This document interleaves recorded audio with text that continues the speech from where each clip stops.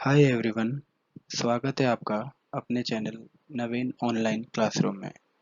आज हम स्टार्ट करेंगे क्लास 10th एनसीईआरटी में चैप्टर 8 एक्सरसाइज 8.1 और उसमें क्वेश्चन नंबर 1 से लेकर के क्वेश्चन नंबर 3 तक के सॉल्यूशंस हम डिस्कस करेंगे। तो चलते हैं हम नेक्स्ट स्लाइड पे। सबसे पहले हम बात करें तो हम क्वेश्चन पे डिस्कस करते हैं। क्वेश्चन नंबर 1 में आप देखेंगे कि in triangle ABC right angled at B means triangle ABC के अंदर एंगल B है जो 90 डिग्री का है। दो साइड्स AB और BC जो दी हुई हैं, AB की वैल्यू 24 सेंटीमीटर है, BC की वैल्यू 7 सेंटीमीटर है और हमें डिटरमाइन करने हैं sine A cos A sine C cos C। तो हम स्टार्ट करते हैं क्वेश्चन नंबर 1 के लिए सॉल्यूशन। सबसे पहले सॉल्यूशन में हम देखते हैं ट्राइंगल ABC को। So consider triangle ABC। हम ये देखते हैं ट्राइंगल ABC में हमें दो साइड्स गिवन है।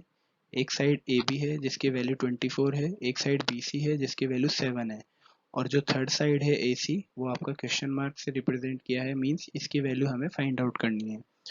तो अब क्योंकि AC आपका हाइपोटेनियस है, AB आपका परपेंडिकुलर है और BC हमारा बेस है, तो अगर हाइपोटेनियस की वैल्यू हमें फाइंड आउट करनी है तो उसके लिए हमें यूज लेना पड़ेगा पाइथागोरस थ्योरम, यानी कि according to Pythagoras theorem hypotenuse square is equal to perpendicular square plus base square. Hypotenuse की जगह हमने उसकी साइड की वैल्यू रख दी, मीन्स AC रखा। परपेंडिकुलर की जगह उसके रेस्पेक्टिव साइड AB आ गई, बेस की जगह रेस्पेक्टिव साइड BC आ गई। तो AB की वैल्यू हमने 24 ली, BC की वैल्यू हमने 7 ली। अब 24 square means 24 multiplied by 24 plus 7 square means 7 multiplied by 7। तो 24 इंटू 24 आपका 576 होगा, 7 इंटू 7 49 होगा। दोनों को जब हम प्लस करेंगे तो 625 आएगा। अब इसके ऊपर हमने स्क्वायर रूट इसलिए लगाया बिकॉज इससे पहले की लाइन में हमारे पास जो लेफ्ट साइड में था हाइपोटेनियस वाले जगह पे AC स्क्वायर चल रहा था, लेकिन अब हमने AC की वैल्यू निकालनी है। तो AC निकालने के लिए हमें क्या करना पड़ेगा, दोनों सम जो हमने किया है 576 और 49 का, उसके आंसर को स्क्वायर रूट में हमने पुट कर दिया। तो 625 का जब हमने स्क्वायर रूट फाइंड आउट किया तो हमने देखा कि 25 इंटू 25 625 के बराबर होता है, तो हमने 625 की जगह लिखा है 25 इंटू 25 और जब ये स्क्वायर रूट से सॉल्व होकर के ये रिजल्ट आपका आएगा तो वो आपको देगा 25। इस तरीके से आप देखेंगे कि हाइपोटेनियस जो AC था उसकी वैल्यू आपकी 25 आ चुकी है। अब हम चलते हैं नेक्स्ट स्लाइड पे। अब क्योंकि हमारे पास ट्राइंगल में तीनों साइड्स की वैल्यू अवेलेबल है तो सबसे पहले हम बात कर लेते हैं साइन ए के लिए। साइन ए का फॉर्मूला होता है परपेंडिकुलर अपॉन हाइपोटेनियस।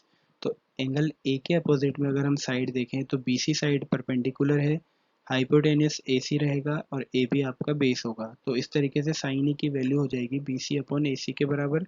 और जब हम BC और AC की रेस्पेक्टिव वैल्यूज इस लाइन नंबर 1 में देखें तो वो आपकी आती है 7/25, मतलब साइन ए की वैल्यू 7/25 के बराबर है। इसको हमने इंडिकेट किया लाइन नंबर 1 से। अब हम बात करते हैं कॉस ए के लिए। तो कॉस ए का फॉर्मूला होता है बेस अपॉन हाइपोटेनियस, यानी कि cos A is equal to AB divided by AC। Base आपका AB हो गया, हाइपोटेनियस आपका AC हो गया। तो AB और AC की जब हमने रेस्पेक्टिव वैल्यूज पुट की तो 24/25 आया।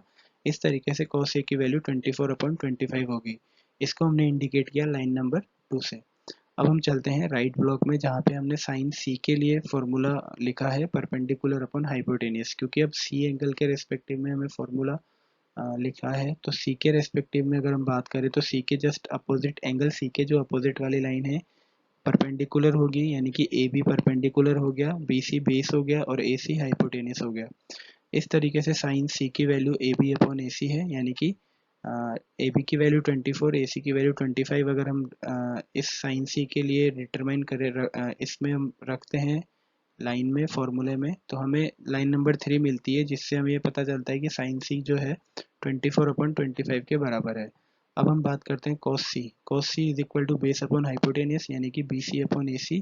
और जब हम BC और AC की वैल्यू पुट करते हैं तो हम देखते हैं कि लाइन नंबर 4 के अकॉर्डिंग cos C आपका 7/25 हो जाता है। इस तरीके से from line number 1 to line number 4 तक हमारे पास जो चार रेशियोज क्वेश्चन में पूछे गए थे वो चारों हमारे पास आ चुके हैं। इस तरीके से आपका क्वेश्चन नंबर 1 फिनिश होता है। अब हम बात करते हैं क्वेश्चन नंबर 2 की।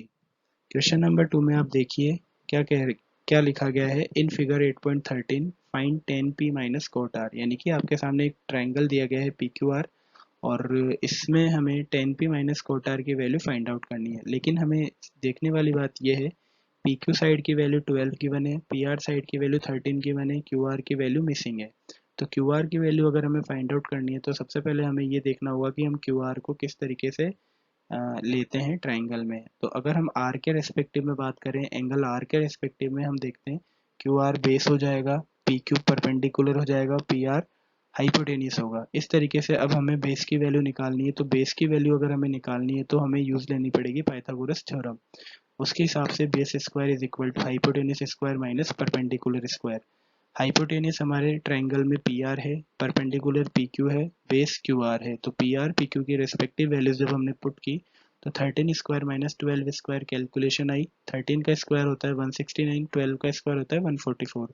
इन दोनों का डिफरेंस 25 आ गया। क्यू आर की वैल्यू जब हमने निकाली तो स्क्वायर रूट ऑफ 25 हमें लेना पड़ेगा, जिसका आंसर आएगा 5 × 5 यानी कि फाइनल वैल्यू आपकी आ जाएगी क्यू आर की वैल्यू 5 के बराबर। इस तरीके से अब हमारे पास क्यू आर आ गया है।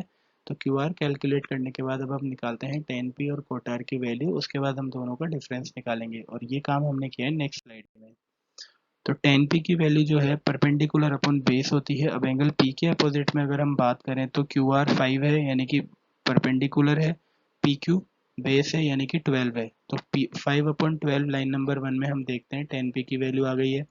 कोट आर की अगर हम बात करें तो cot R is equal to base upon perpendicular, यानी कि आर के अपोजिट वाली लाइन परपेंडिकुलर है और आर से जो एडजेसेंट लाइन है वो बेस है। इस तरीके से अगर हम कोट आर की वैल्यू निकाले तो ये भी 5/12 आ रही है और इस तरीके से लाइन नंबर 2 हमें मिल गई है। अब हम tan p minus cot R की वैल्यू निकालते हैं जो कि 5/12 माइनस 5/12 होगी यूजिंग लाइन नंबर 1 एंड 2, और इस तरीके से tan p minus cot R जो है रिजल्ट में 0 देगा और ये हमारे क्वेश्चन नंबर 2 का सॉल्यूशन का फाइनल आंसर है। अब हम चलते हैं नेक्स्ट स्लाइड पे। इसमें हम देखते हैं sin a is equal to 3/4 और cos a tan a की वैल्यू हमें फाइंड आउट करनी है। तो हम जानते हैं sin a की वैल्यू 3/4 है, यानी कि sin a का जो फॉर्मूला होता है परपेंडिकुलर अपॉन हाइपोटेनस होता है। इस हिसाब से हम देखें परपेंडिकुलर 3 हो गया और हाइपोटेनस आपका 4 हो गया। और ये जो हम ट्राइंगल के अकॉर्डिंग बात करें तो एंगल ए के रेस्पेक्टिव में लिया गया है। इस तरीके से जो ए बी साइड है वो बेस होगी और वो हमें फाइंड आउट करनी है ए बी सी ट्राइंगल में। तो बेस फाइंड आउट करने के लिए हमने अगेन हाइपोटेनस पाइथागोरस थ्योरम काम में लिया और उसके हिसाब से जब हम बेस स्क्वायर की वैल्यू निकालते हैं तो हमने A C square minus B C square वाला फॉर्मूला यूज़ में लिया, जिसके अकॉर्डिंग 4 स्क्वायर माइनस 3 स्क्वायर इसकी कैलकुलेशन होगी। 4 का स्क्वायर 16, 3 का स्क्वायर 9, यानी कि 16 माइनस 9 इज इक्वल टू 7। अब ए बी स्क्वायर अगर 7 है तो A B is equal to √7। इस तरीके से हमारे पास ए बी की वैल्यू √7 आ गई जो कि बेस है ए बी सी ट्राइंगल में। अब हम चलते हैं नेक्स्ट स्लाइड पे। यहाँ हम देखते हैं cos a की वैल्यू बेस अपॉन हाइपोटेनियस है। तो बेस अपॉन हाइपोटेनियस के अकॉर्डिंग अगर एंगल a के रेस्पेक्टिव में बात करें तो √7 बेस हो गया, हाइपोटेनियस 4 हो गया। इस हिसाब से cos a is equal to √7/4। tan a की अगर हम बात करें तो tan a perpendicular upon base होता है, यानी कि एंगल a के अपोजिट वाली लाइन जो है BC परपेंडिकुलर है, AB बेस है। तो 3/√7 tan a का फाइनल आंसर आ गया। इस तरीके से आज हमने डिस्कस किए क्वेश्चन नंबर 1 से लेकर के क्वेश्चन नंबर 3 चैप्टर 8 के एक्सरसाइज 8.1 में। इसके बाद हम नेक्स्ट पार्ट में डिस्कस करेंगे remaining questions. So thank you so much.